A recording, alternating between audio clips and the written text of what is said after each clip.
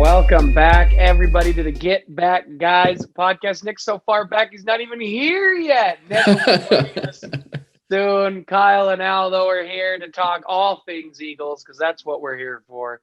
Your only place to get Eagles news. Yep. And speaking of my Eagles, that's where we're going to start, as a good show should. A lot of drama. Mainly because we fired Dougie P. Get out of town with this. Oh, my gosh. So I was going into it. I was okay with him being fired. It was an extremely bittersweet day when it happened because he means so much to me for what he did for the city of Philadelphia. It's crazy that the statue of him and Nick Foles, with Nick coming up saying you want Philly, Philly, and Doug making the call to do it is there. There's a statue for that? Yeah, it's been there since 2017. I thought it was only of Nick Foles. I didn't know about that other part. I had no idea. I'm not even just. It's Nick when he went up to him and said, "Do you want Philly, Philly?" But is Doug part of that statue? Yes. What? Get out of town! I had no idea. Why I only knew about Nick Foles. I only thought it was a statue of Nick Foles this whole time. I had no idea. No. That is so funny. A lot of beat writers are wondering if that gets removed. Neither of them were with the team. It's crazy that you go miss the playoffs, first year as a coach, Super Bowl, playoffs, fired. Horrible year, fired. And I do think it's the right move to move on from Doug. There's all these rumors, reports, how he wants his guy. Doug wasn't his guy anymore. It's BS. It's not legit. It's clickbait. And that's what people have been doing for Eagles media forever. It's just trying to get clickbait. It's deciding suddenly that Carson Wentz, who does nothing but be in the woods or a nice guy, is apparently a horrible teammate. It's all this nonsense. Jeffrey Lurie, it looks like Howie is staying. I'm not excited for that. I think a new GM is a good call. I think Howie moving the contracts would be good because he still is a whiz at the contracts, but he's missed a lot in the draft. If this is a wake-up call for him, good. It's going to be an interesting couple of years. A buddy said this to me yesterday, but I give Howie a lot of flack for not drafting Pro Bowlers, but he has still put together rosters that have won a Super Bowl. Like, he put those rosters together and brought in those guys, but he's relying too much on the old. He said for 2 years now we need to get younger, and we're still not getting younger and better. I think coach change at practice is going to be big with hopefully reducing these injuries. But I hope that they really put the right people around them. There's a lot of coaches being flown around. I do think, as Jeffrey Lurie said, it's a 2 to 3 year probably rebuild, which is probably most likely. I'll take a look at that last place schedule and I'll say we'll win 10 games. We won't. But I think this does show too, with a COVID strapped cap, moving off of Wentz might be too tough. And so bringing in a guy that Wentz really could relate to, who can hopefully try to figure out what the problem was. And again, it's a lot of fix Wentz. You need to fix the O-line, the wide receivers, and the running back issues and the play calling. And you may also fix Wentz as one of those pieces. It's a big puzzle, and Wentz is not the only piece to that problem of what that year was. And still, you're an idiot. You're an idiot if you still believe Jalen Hurts showed that he was just light years better than Wentz. He got the same hits on him. The only difference is that he ran. Is that a spark in the game? Yes. Is that what we want moving forward? I don't know. But there's a lot of pieces here, and I hope they bring in the right guy to do it. The Niners DC, I think, would be a very interesting choice. We tend to not go D coordinator. And every time I brought this up to friends or anything, I get the big backlash that we need offense. And I don't necessarily disagree, but bring in a defensive guy and no, not you. I didn't think so. Bringing in a defensive guy be interesting. Our defense tends to is struggled, but if you brought in what is his name? Why can't I can't pronounce it is the problem. Robert Saleh? Is it Sala? Is how you say it? Pretty sure. Yeah. He'd be a great pick, I think. I think he would rock that defense with guys like Fletcher Cox, Darius Slay, Brandon Graham, assuming these guys stay. I do think the bigger contracts do stay without Doug. Also, all these reports that Doug is a me guy, Ian Rappaport said that, so I have a little bit more validity to it. And I think it was just more of like, look, I've been here. I won a Super Bowl.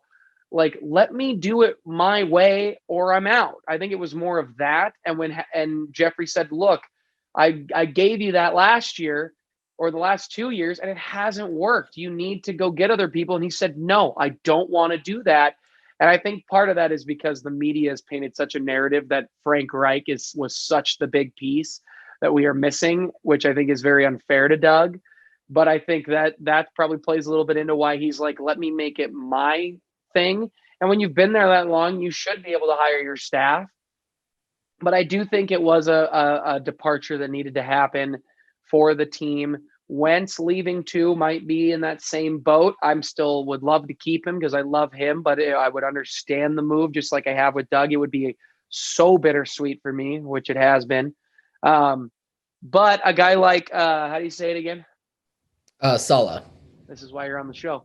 Sala, I think he's a player's guy, gets the game, coaches hard. He would be a really great pick. You have to pair him with a great offensive mind, and you can do that. This whole narrative that there's not great offensive minds out there, you can't. It's either got to be the great offensive head coach or you can't find one. That's the narrative people keep telling me, and they're wrong. He'll get a guy. He'll get a guy from the Niners. There's a guy from the Niners. He'll grab one of them. Yeah. You mean for a coach? For offensive coordinator. I'm might, sure Salah's going to get like a passing coordinator from the Niners or something. Yeah, he'll pull. Although I don't know if I want their passing coordinator. I'm just saying he'll probably get a guy. He'll get a guy. He'll get a guy that he thinks can do the best job. And if Jeffrey Lurie trusts him to be the new head coach, I do. But it's ridiculous. There's this narrative that if it's not the most obviously elite offensive mind you can think of as the head coach, then it's impossible. Don't go defense because it's impossible. A defensive coach would be a complete switch for Jeffrey Lurie. If you're in a rebuild, it's something I wouldn't mind trying because we've never really tried it, at least in recent memory. So it would be interesting. The college coaches I'm hearing, Lincoln Riley, who's been interviewed, the Ohio State, John Day, I think, something like that. Head coach would be interesting. I'm fine giving the college try again. We did it with Chip, and Chip had a better winning percentage than Doug Pederson, who won a Super Bowl.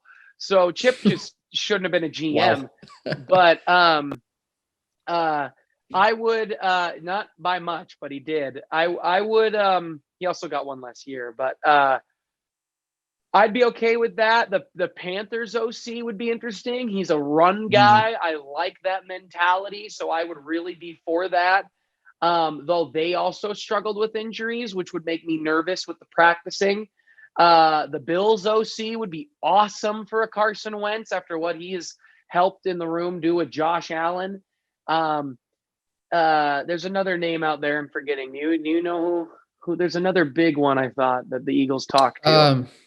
They didn't talk to Bieniemy, have they? I don't think they haven't, but they missed the window to do it that the Chiefs were giving out. So if they do, it'll be later. Which and Mike Kafka from the Chiefs as well, who's been linked as their QB coach. A former Eagle quarterback.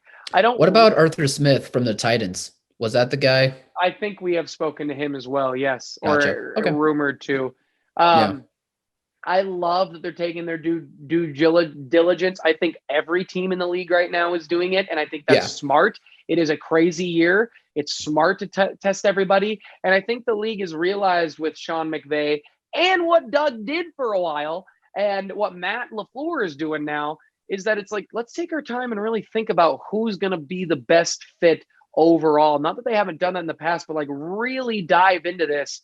And I think coaches are in the same boat where coaches are like, look, let me really see my options here because it's a weird year and I can stay as a D coordinator, make my money, not move my family and, be okay with that. And I think owners are okay with that. There's this, I don't think guys are going to be second a job is offered necessarily going to be like, and like lose it. It's like, let's just take our time here. I think that's what COVID has taught us. Take time.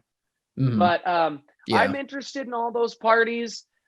Deuce Staley is the only internal promotion to head coach I would do. I think he deserves a chance. He's the running backs coach. He was the assistant head coach. Never got a chance to call the plays. He's never really called plays as far as I'm concerned, and that does not bother me because he is such a player's coach. Malcolm Jenkins tweeted out and said, this is the guy. I don't even play there anymore. I'm happy where I'm at, but this is the guy. And I think it would be good to get a guy like Deuce in the building. And if you are going to do a quick little trial run of a coach in weird years, Deuce would be a good guy to try. And I think he could actually end up being a really good head coach. I think he can fix Wentz on the important things where I think sometimes Doug, being a former quarterback, got way too much into the fundamentals with Wentz. And I think that's why he struggled. It's like, look, this is your read, hit here. You need to do that.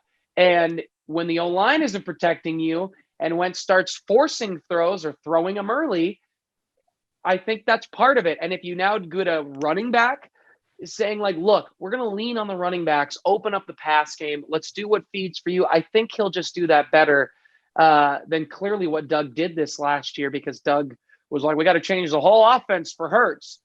Why didn't you just do that for Wentz? Still makes no sense. He didn't do any of it for Wentz. Yeah.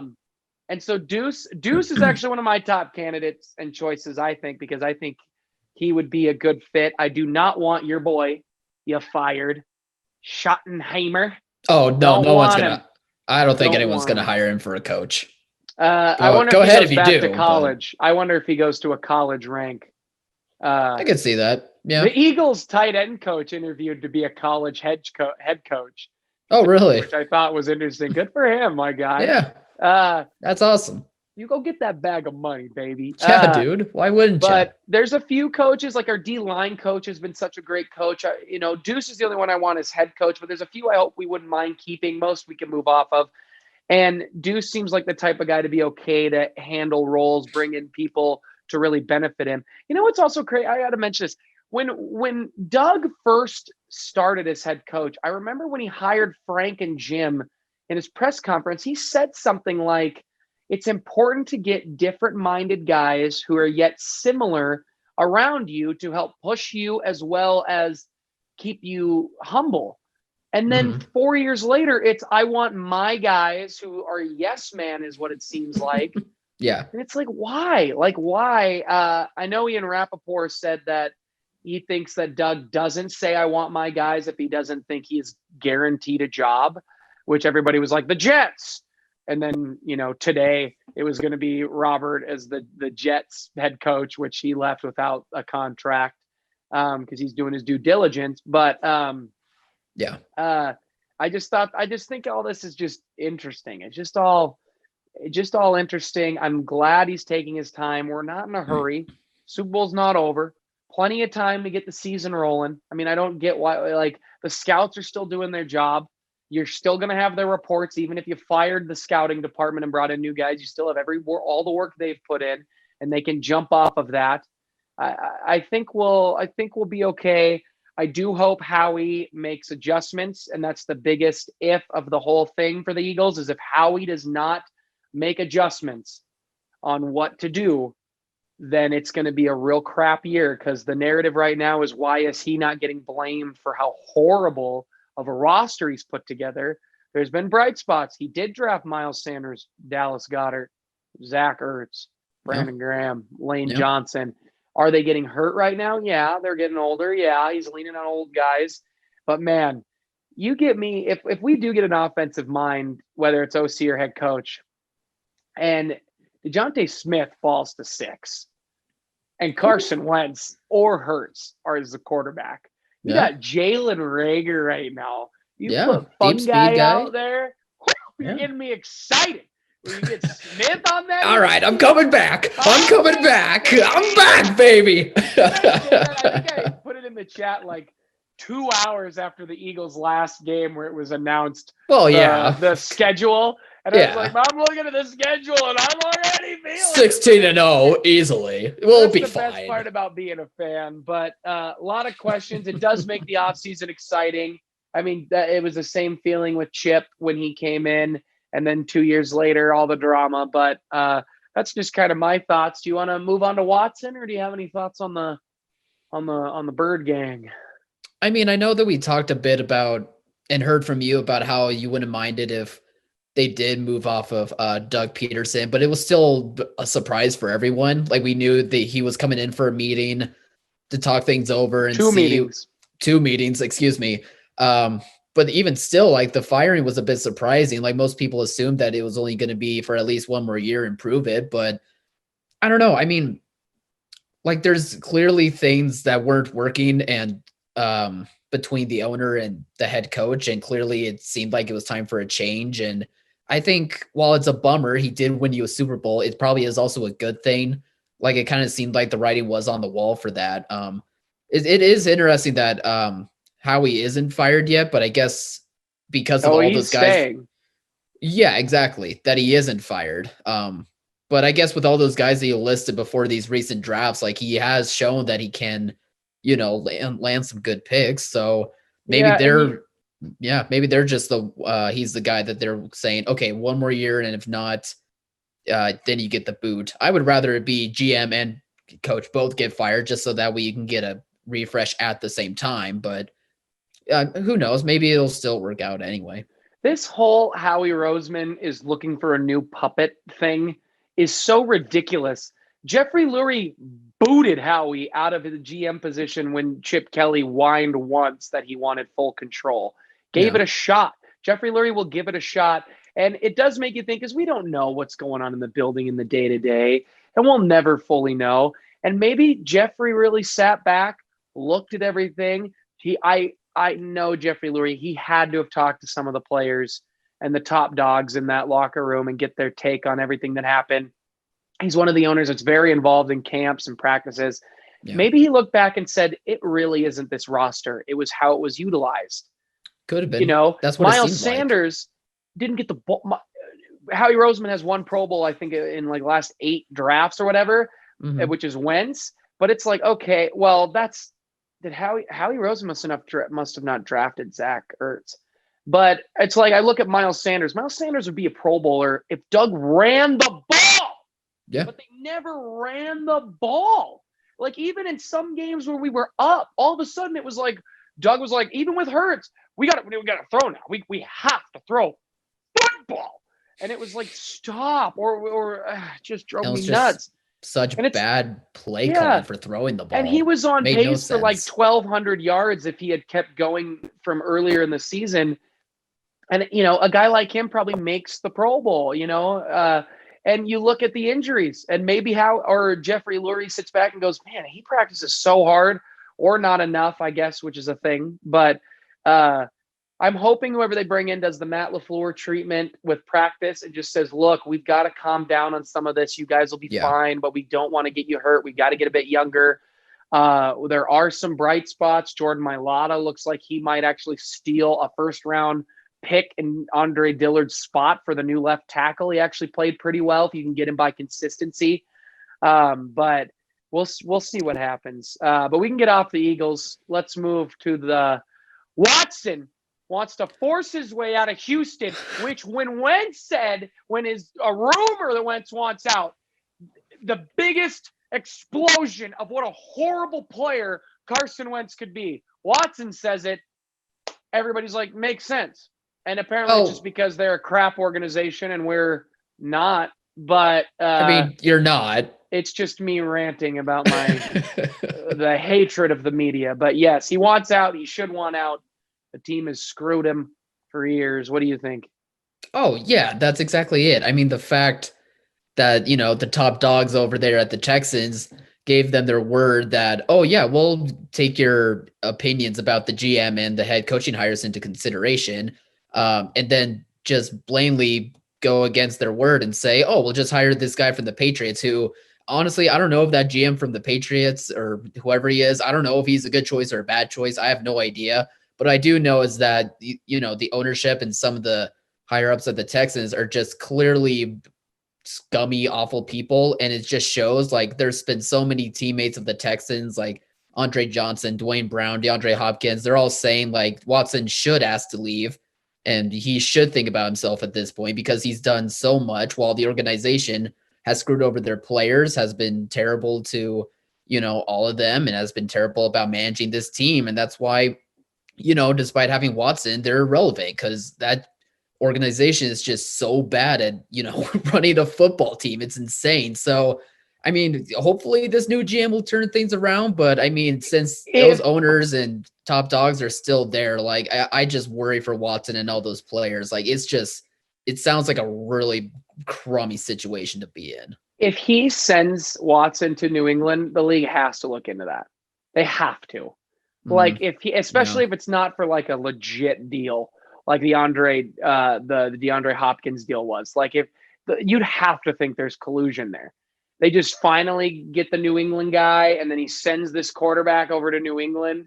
Like, sure, yeah. I mean, I gotta look into that for a 3rd round pick or something crazy, like a 3rd and a 4th, and they give up Sony Michel. Like, you'd have to look into that. Watson's got to go for a 1st and more. So many 1st round picks. And yeah, I don't think, first off, I think odds are like no team is going to really be able to trade for Watson. I think that GM is going to make sure to mend fences and hopefully do the right thing and making Watson happy.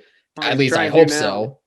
Yeah, exactly. I hope so. They finally, after a week of Watson complaining, they finally are like, okay, we'll give Bieniemy a interview. We'll finally do it. Like a week, before. It hasn't been a week. It feels like it's been a week. That's how long this drama's felt like for me, but it still is days too long. Like you should have done that in the first place. If Watson's the guy's being like, hey, can at least give Bieniemy an interview because I think he could be a good hire. Like Patrick Mahomes told me he could be a good hire, and they don't even do that at all right away. Like that seems a bit suspicious to me, in my opinion, anyway. But yeah, I don't know. I think even if they were able to trade Watson, it's not going to be for something cheap. They're going to make sure to get like so many 1st round picks, especially since they don't have any more to begin with all the bad trades that they did in the past.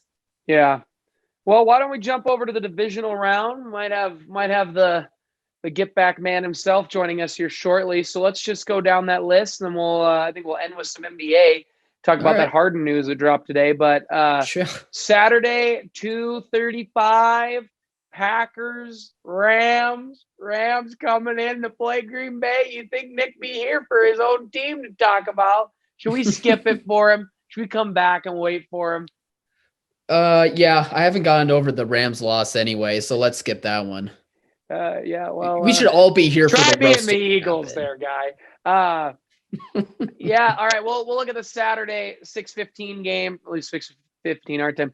Ravens going into Buffalo, man. Oh, I hope it's a cold weather game. I hope the snow is blowing. The Mafia's out in full force. They can't be out, but they are anyway.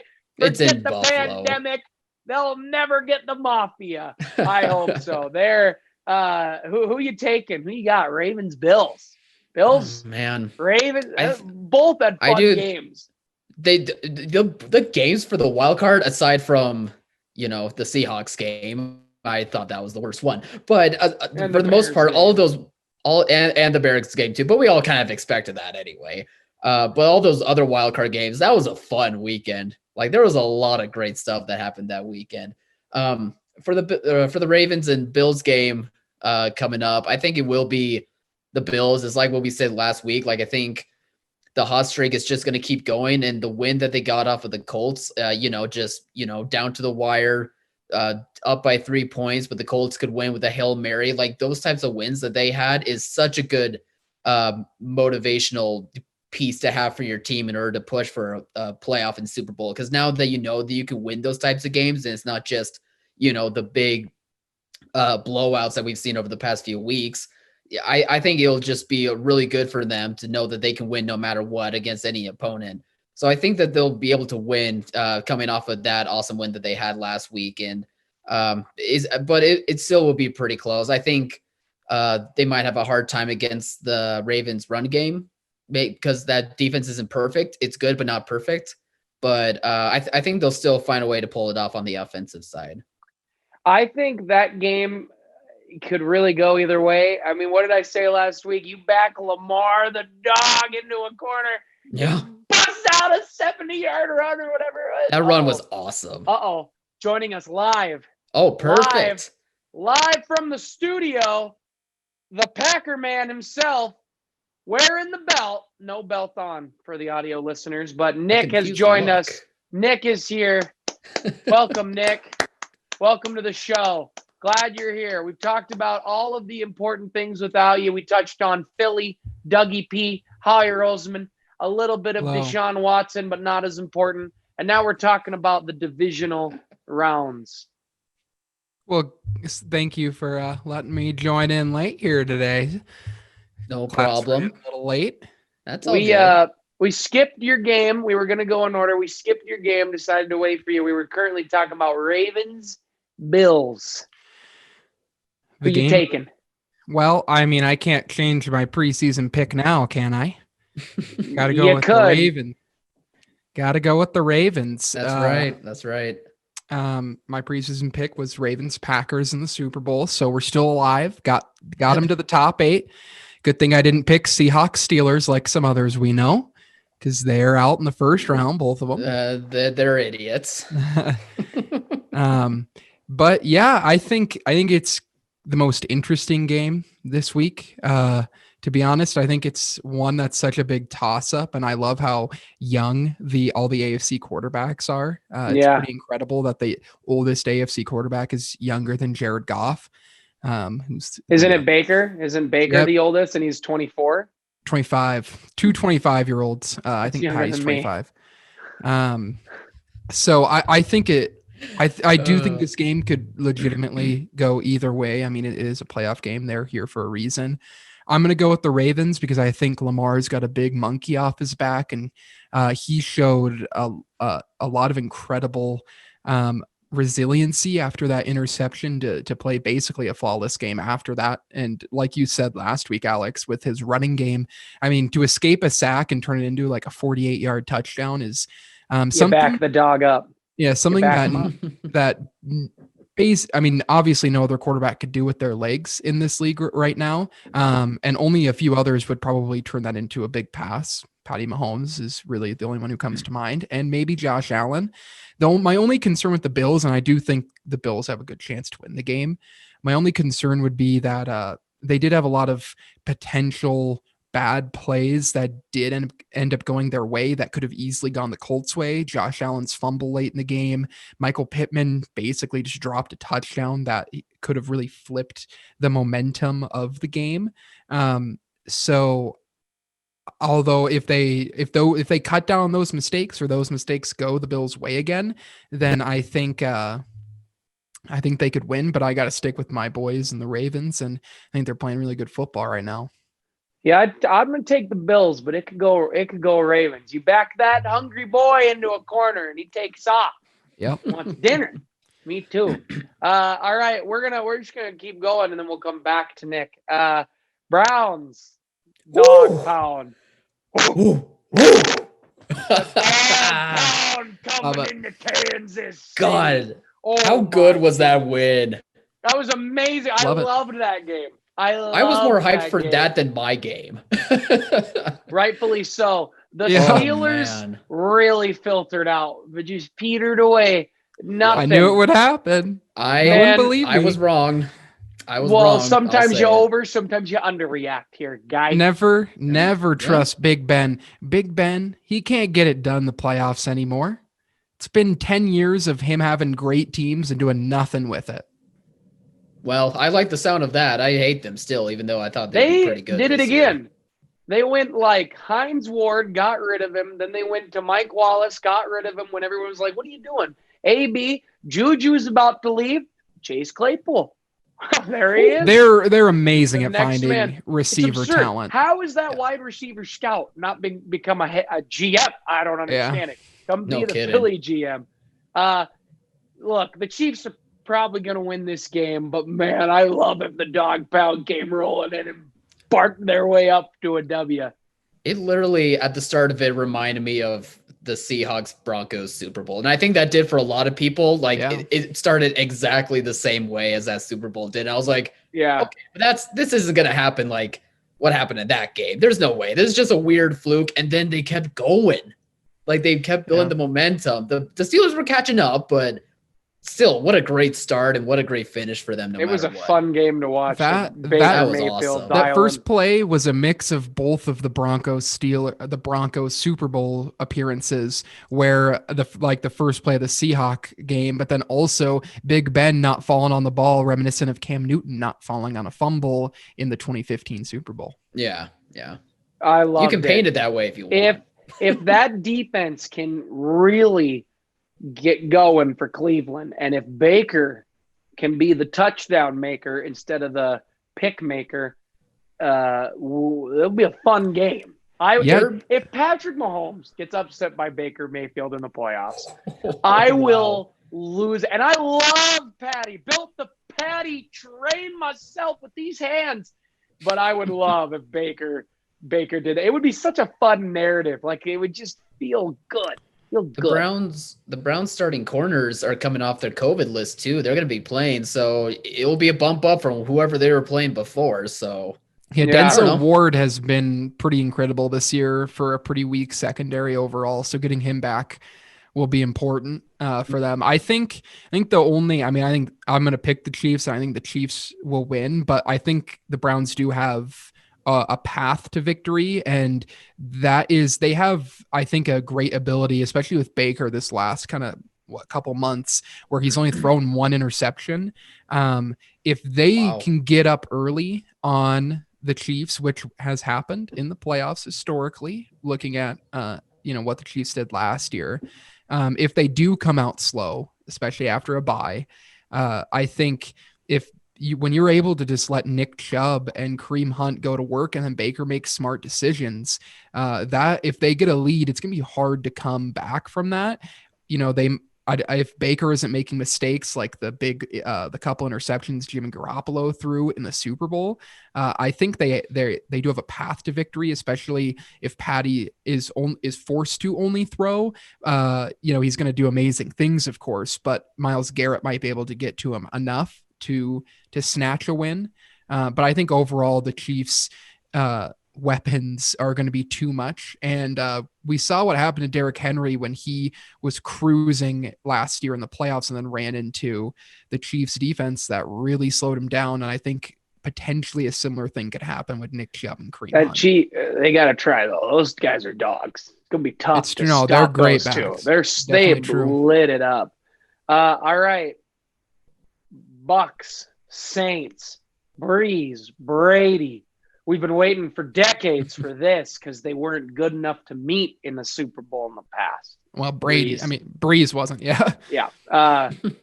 Who we taking, Kyle? Who you taking in the dome? Well, I mean, the narrative, right, is like what Breeze is 2-0 this year against Brady. He beat him twice. So there's that angle. The other angle is, but Brady's in the playoffs. He's coming off. Wait, is he coming off his bye week? I can't remember now. No, he's not. He's not coming off his bye week. He played last week. Over. He was the Nickelodeon game. No, he wasn't. That was he wasn't. That was the. Bears. He was the other night. Shout out to Nickelodeon. They do great things on their channel. Yeah. All right. Great things. Anyway, but even still, like Brady and the playoffs, like he always is just like playing at his best level during those times. So honestly, like I could see it going either way. I guess I'll lean more towards Brady because I do trust him more than Breeze in the playoffs. I do like the Saints team for the most part, but even still, when it comes to the quarterbacks and who's has the slight edge when it comes to that, I guess I would take Brady. Like if the Saints, I don't think can beat them 3 times. I guess, I don't know. Like for some reason, since we're in the playoffs now, it just feels like this is going to be Brady's to win. So I'll just base it based off of that. But honestly, I could see it going either way. I just don't know. Vic? Yeah, I think it'll probably be a close game, but I'm actually going to lean Bucks as well. I've thought the Bucks been a really good team all year. Obviously, they stomped my pack. And I'm rooting for the Saints, honestly. If the Packers do get a win because I would rather play Drew Brees in Lambeau than Tom Brady. But I do think Tom has, because their two matchups were the first week, and then I think they played in the middle of the year. So they haven't really played when Brady has played his best in this offense. And so this offense feels like it's clicking on all cylinders, and they have a team built to stop Alvin Kamara. And so if they can just get a little physical with Michael Thomas on the outside, all of a sudden, I think you're going to see Sean Payton reeling and throwing Taysom Hill in there far more than you ever should, because you should never put him in there, really, to be honest. And you should keep Drew Brees in there at all times. But I think they're going to force Drew Brees to have to throw the ball downfield. And I would trust Brady making big plays to all the weapons that he has over Drew Brees' arm making big plays at the end of the game, even though they do have the home field advantage and they beat him twice already. So I'm going to lean Bucks. Obviously, it's going to be a close game. A division game, as Kyle knows, are always difficult. So, yeah, but I'm going to lean Bucks. All right, Nick, Rams, Packers. Well, can I mention one thing about the Buccaneers? Just real quick. It's not really about the Buccaneers. It's just about the football team and how good they actually played against the Buccaneers, and especially the quarterback that had to start for them. What was his name? Heineke, I think. Heineke? Yeah. Like, that was a pretty impressive show. Good for him. I mean, the Buccaneers won, but people thought that they were going to get stomped on, but they did a lot better than, especially with their quarterback situation. So props to them anyway. Like, that's a good sign that Rivera is like actually building something special there. So good on them for, doing as well as they did in that situation. I just wanted to say that. All right, Dark horse candidate to get Deshaun Watson. Could be. Yeah. Be a good Rams. Fit. That'd be good. Lambeau. Yeah. Cheese.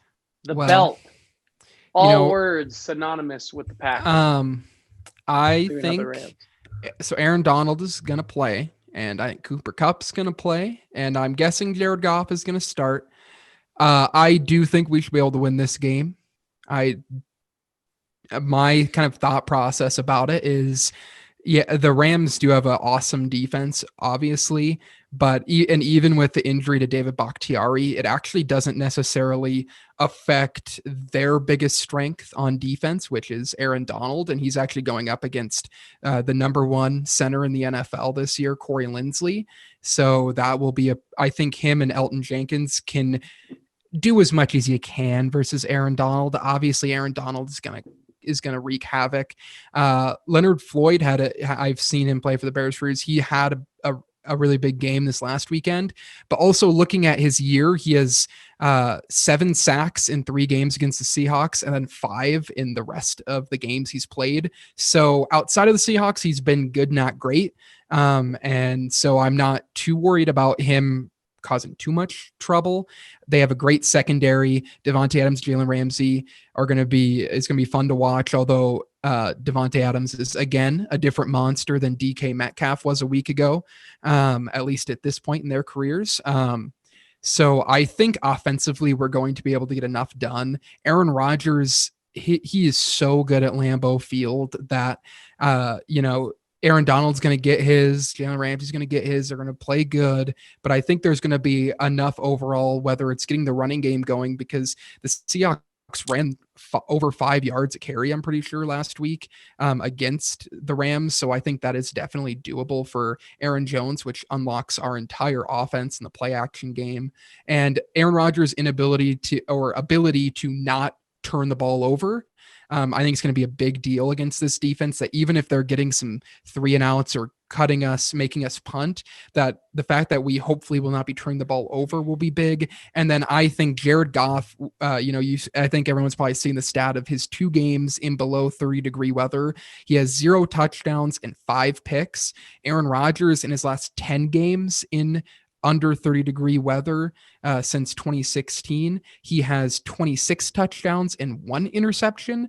that's the difference, and that's where we're going to win the game. I just don't think Jared Goff with a busted thumb. You can make it far in this league without a quarterback if you have an elite defense and a really smart coach, but you can't beat a Hall of Famer at home. And so I have a pretty good feeling that we're gonna get a win this weekend. Yeah, the Packers, every game I've watched, look just like unstoppable. They roll, and I'm happy for my boo here because I love it. And I don't think the Rams, they're beat up, they're hurt, they're fighting through the pain. If they win, it's a great day for Sean McVay because he's going to have to outcoach not only Matt LaFleur, but Aaron Rodgers. And that would be incredible. But I think you've got the better roster. I think you've got the better talent right now. Ramsey versus Tay, though, is going to be interesting. That's going to be a fun matchup. I mean, Ramsey's playing lights out. Shout out to DK Metcalf for that one. But he gets shut out by Jalen Ramsey. Just completely shut down. He had his best yards that game. We still lost. We looked like didn't he have 44 yards? Well, he had the one broken play for a touchdown, and outside was Ramsey on him? No, I actually don't know. Then it was no, he wasn't. It was 2 linebackers on him. I read it was, which is why it was like 4 catches or 5 catches, 44 yards when Ramsey was on him. Yep. And that's just how good Ramsey is. So that'll be fun. But I'm going Pack. I'm excited to watch that game. I'll be working. Hopefully get to tune in and out, but it'll be fun. Kyle? Am I cut up finally? I think I glitched out there. Oh, you never normal to us? Yeah. Just looking like you had dazed away as per usual. Nah, that's just my normal Thinking face. About the Seahawks getting sad. Just, God. That you got to be like me. Putrid. I was sad for a week, and now I'm ready to go 16-0. Oh. Yeah, maybe that's what I need to do now. I do think the Packers will win. I mean, their offense is just lights out. That defense has been tightening up a lot these past few weeks. The bye week is certainly going to help them a lot. I do think that they're my NFC favorite to go to the Super Bowl. I think despite the Rams' injuries and how banged up they are, I still think that they're going to try pretty hard. I don't think this is going to necessarily be a blowout. I still think that defense is still pretty good enough to where you guys aren't going to look like the offense is blowing them out the entire time. But I think they're still going to put up a fight to where that game will seem pretty close at first, and then slowly it'll unravel, and then the Packers will kind of get on a hot streak towards the tail end. I just see it starting off pretty rough and just being it really close, and then they find a way to go over the edge. I think that the Packers could be able to win this, but I think it'll be a closer matchup than people realize at the start of it. Yeah, I fun think, weekend. I think the Rams' path to winning is Jared Goff not turning the ball over, which obviously for every team that's the path to winning. But because we have Jair Alexander and Adrian Amos and Darnell Savage have played so good, we're going to be able to really slow down, I think, Cooper Kupp and Robert Woods. And so it's going to come down to if Cam Akers can replicate what he did last week to really give them a good chance. And of course you can, I think the last handful of Super Bowl representatives have all had a bye, but there is, we do often see the team that takes off a week, either they come out raring to go, they're healthy, and they're on their way to the Super Bowl basically. Or every once in a while we see a team come out really flat and feel like they're not ready to play. That's what happened to the Packers in 2011, where they just got against a hot team and they kind of came out flat after basically 2 weeks off. That is in play, and I think that is the biggest path for the Rams to win if Jared Goff plays good and we come out pretty slow and they're able to get a lead, and then all of a sudden we have to abandon the run game, and then we play right into their hands of their pass rush and their great secondary. Things could get a little dicey. But I'm pretty confident in seeing how we came out last year out of the bye against the Seahawks in the playoffs, and how at the beginning of that game we were just on fire. I think that we're going to be able to do that again. I think playing in Lambeau is a really big deal when you look at their offense. But you can never count out maybe the best defensive player in the history of the NFL going against you. And I think this game is actually going to tell just a lot about how good of a coach Sean McVay is, because if they do come out with a win, we're going to be looking at the Seahawks performance last week very differently, because if this team goes on to the Super Bowl, we're thinking, okay, the Seahawks were a lot better of a team and they just kind of ran into a really hot defense, and that's just how it goes. Or if we stomp them, then I think we look back on some of these teams as, oh, maybe they weren't that good. And so I think we should be able to win this game pretty handily. And I hope so. I hope Aaron comes out and dials up a good performance. Real quick before we touch on our final topic of the night, Kyle, why do you guys just concuss quarterbacks in playoff games?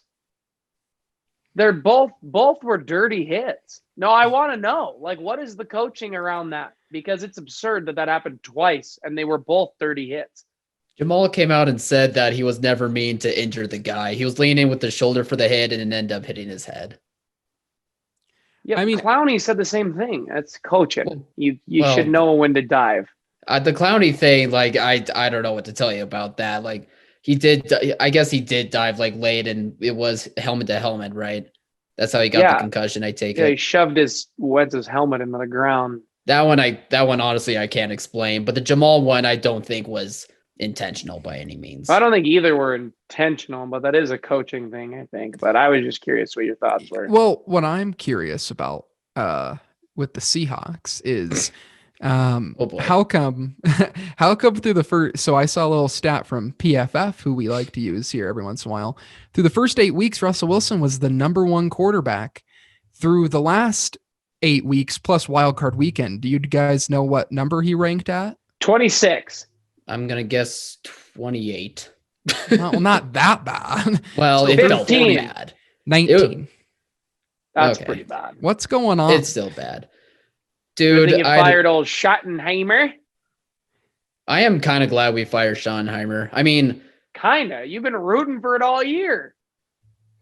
Yeah, because God, I just don't know. I don't. Here's the problem. I don't know if the sudden change in the offense was a Pete mantra thing or a shoddy thing or both. I think it's more of a Pete thing. Like, he was getting tired of all the turnovers that Russ was having, and he told Shoddy, like, okay, no more. Let's dial it back, which is fine. Like, we don't need like deep throws and big plays all the time. Like, that's not what an offense only needs to have. But I don't know what happened. Like, something. Well, wait, I wish we could do that over here, but apparently it's not possible. You know, when Aaron does this, he just threw a 60-yard bomb. Yeah, it's true though. It's true. But actually, God, I don't know. I mean, we have a whole off season for me to rant and complain about it, but right now I'm tired and I don't know. It's dumb. Fair enough. Really quickly before we transition, my thought process, my biggest takeaway from that game is something that I've kind of been talking about a little bit for a while, and it came up when the Jamal Adams trade happened. But it's how you construct your defense, and I thought it was really interesting. Obviously, the Seahawks defense played a lot better over the last couple months, really, but the Rams defense is built, and it's a little not quite a great comparison because Aaron Donald is just on another level versus just Ramsey. The best. And Ramsey, but you have their elite players are cornerback and pass rusher versus the Seahawks elite defenders are a middle linebacker and a box safety. And it just shows you, I think, how the Seahawks defense, when they were all healthy, was good.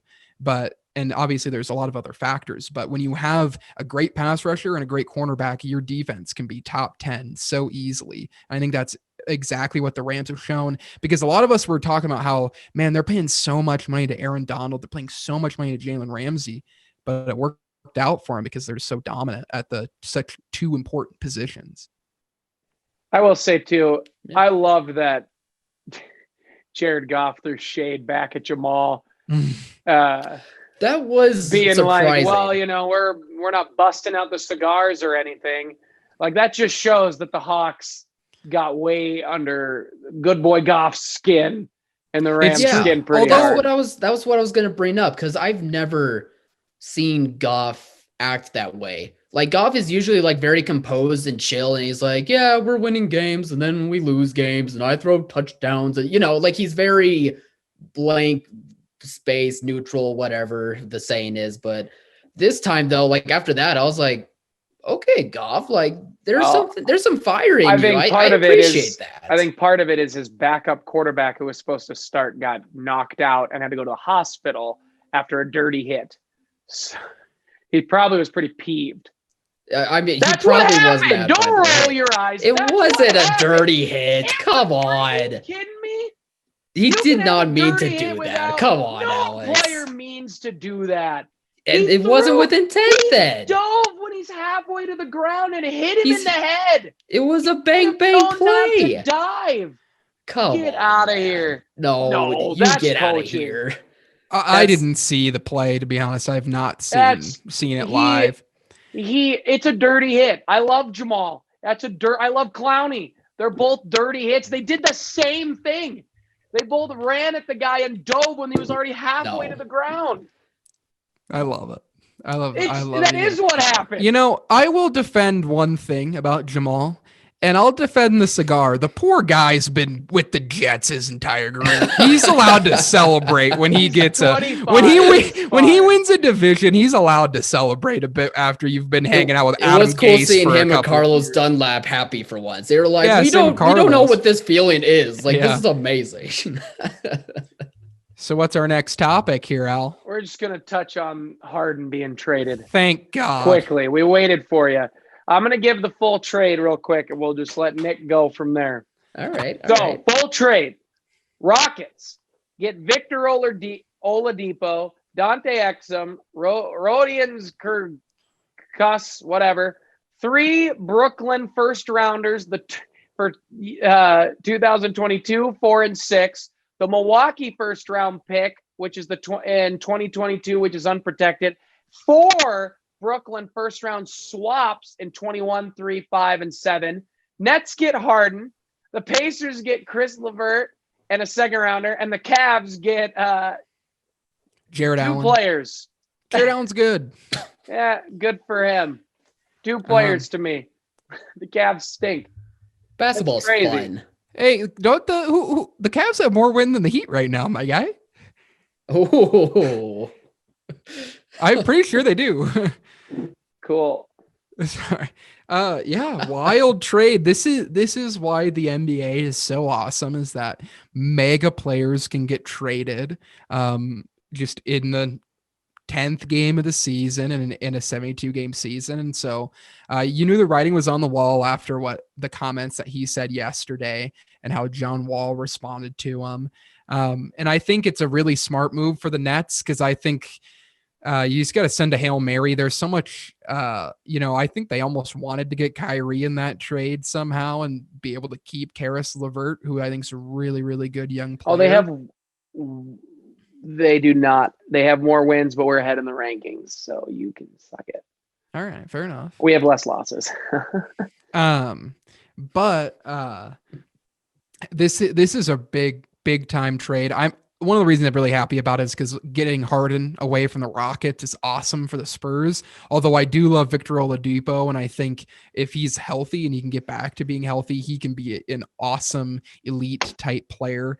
But the Rockets are definitely going to struggle for the rest of the year, I think, with just John Wall, Boogie Cousins, and Victor Oladipo.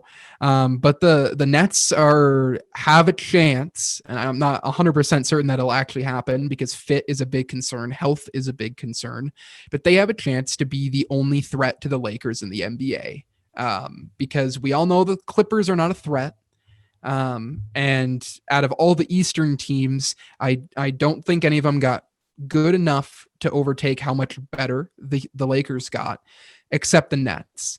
Now there's a lot of question marks there, because Kyrie Irving, let's just say that he does come back and they're all playing together, and they're all healthy, which is already a tall task, because Kyrie has a history of being injured, and Kevin Durant's coming off of an Achilles injury. But say they're all healthy and they're back, it's still a huge question of how they're going to function in an offense with 2 people who like to dribble more than anyone else in the league, in James Harden and Kyrie Irving.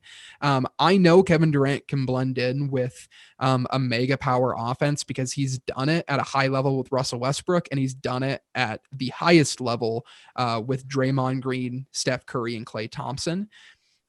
Man, you're smiling away. What's so funny over there? Is there I made myself laugh. But Okay. then there, but I do think there is a world where this works. This team looks like the mature version of, you flip Kyrie and for Russell, and it looks like the mature version of the Oklahoma City Thunder that we saw play the Heat in the finals in 2012. And so I think there is a chance that this work if they can get everyone to buy in, and I don't think Harden and Kyrie have to completely change their play style.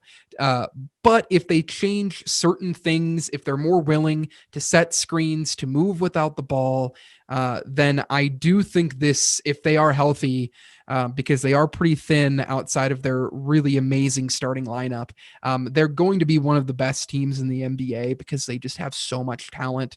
Obviously, they have probably the most pure talent at the starting five than any other team in basketball, even the Lakers.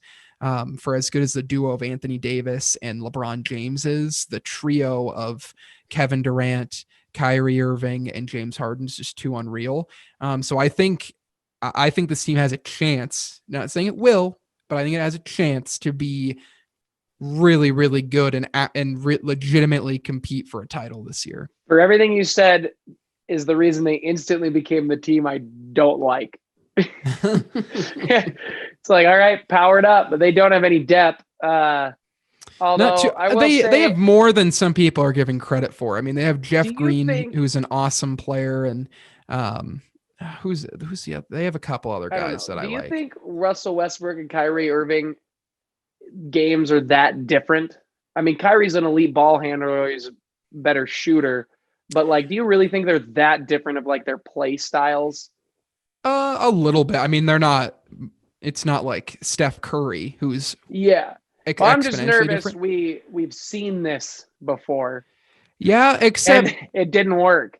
Well, but it did though. It's okay. You went to one finals and lost. Yeah, one finals when they were all 23, 22 years old. No, I'm with you. And then they got broken up the year after. About it. Honestly, the only issue, they could have the same issue of running into LeBron James again. But now they're not running into 28-year-old LeBron James. They're running into 36-year-old LeBron James. And they're all in their prime. Still pretty good. Well, he's still better than everyone on their team. But if Kevin Durant can get back to second best player in the world, James Harden can work himself into shape. All three of those guys have an amazing ability to catch and shoot. That's the one difference in Russell Westbrook's game is Russell Westbrook is a better defender than Kyrie, unless Kyrie locks in, which we've seen him do in the finals. But he's such a good shooter, and they all can shoot catch and shoot style that if Steve Nash is able to just say, hey, let's play like I did back in the day, spread the ball around just a little bit more. You're still going to have your isolation ball. James Harden, you're still going to have your step back three. Kyrie, you're just going to be cooking and be able to do whatever you want. And KD, you have your mid-range post-ups. But if they can get some other movement on the offense and can commit, I mean, this has the potential to be an all-time great team with how much talent they have. But the big question mark outside of injury is fit, and it's going to be one of the most intriguing things to watch over this NBA season. Yeah. Kyle, any thoughts? This is going to go up in flames. They'll look good, it's going to go up in flames. I got a feeling. It's going to be crazy if Kyrie and Durant just can't stay healthy anymore, and then Harden just goes to another team. Well, they have Harden for a couple of years. I know. I'm just saying that is another big the way it goes. And honestly, it's going to be hard to judge them. Everyone's going to judge them after this year. Say they lose in the conference finals or something. People are going to call it a disaster, but they're going to be able to. Honestly, we probably won't see the best of this team till next year, because as we've seen with a lot of super teams over the years, Miami especially. Typically, you get that team together with those three players, and then the year after, you're able to retool. And that's exactly what just happened with the Lakers. They got Anthony Davis, and they had a pretty good supporting cast. But then the offseason, they were really able to retool it in free agency and give them a great supporting cast. But Joe Harris and DeAndre Jordan are also great fits alongside of them, because DeAndre's just playing as good a defense as he can at this age and just getting some, offensive rebounds and lobs. And Joe Harris is a knockdown shooter. Defensively, they still have some issues, but if they can make it work, if they can buy into passing the ball to each other and moving without the ball, which we'll see if Kevin Durant can say, hey, I did it in Golden State with more talent than we potentially have here. I know we can make it work, because there is a world, I think, where this team is just unbelievably good. And there's also a world where they just implode. And I can't wait to see which it is.